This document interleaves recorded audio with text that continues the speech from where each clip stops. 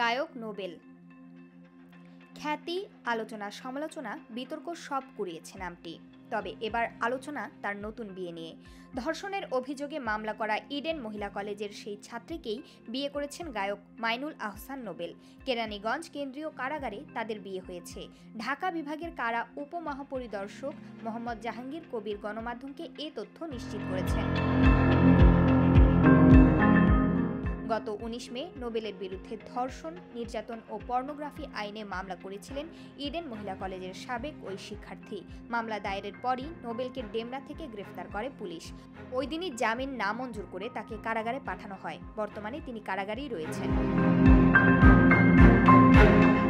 এদিকে মামলার অভিযোগে বলা হয়, সামাজিক যোগাযোগ মাধ্যমে ভুক্তভোগী ইডেন কলেজের ছাত্রীর সঙ্গে নোবেলের পরিচয় হয়। এরপর তাদের মধ্যে প্রেমের সম্পর্ক গড়ে ওঠে। গত বছরের ১২ নভেম্বর গায়ক নোবেল তার স্টুডিও দেখানোর কথা বলে ভুক্তভোগীকে ডেমরা থানাধীন তার বাসায় নিয়ে যান। এরপর কয়েকজন আসামির সহায়তায় ওই ছাত্রীকে আটকে রাখেন। ১২ নভেম্বর রাত ৮টার সময় ভুক্তভোগীকে আটক করে রাখে নোবেল এবং তার মোবাইল নিয়ে যায়। বাদী তার পরিবারের সঙ্গে কথা বলার জন্য আসামিকে মোবাইল ফোন ফেরত দেওয়ার জন্য বললে ওই ছাত্রীর ২৬,০০০ টাকার রেডমি 10 প্রো মোবাইল ফোনটি ভেঙে ফেলে।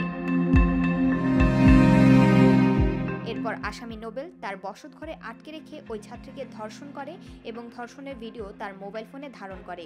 নোবেলের কথা মতো তার বাসায় না থাকলে মোবাইল ফোনে ধারণকৃত ধর্ষণের ভিডিও সামাজিক যোগাযোগ মাধ্যমে ছড়িয়ে দেবে বলে জানায় নোবেল।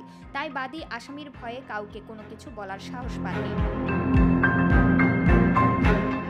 ৯৯৯ সহায়তা চাইলে উদ্ধার করা হয় সেই নারীকে এবং গ্রেফতার করা হয় নোবেলকে। প্রমাকান্তা কোয়েল, বার্তা 24।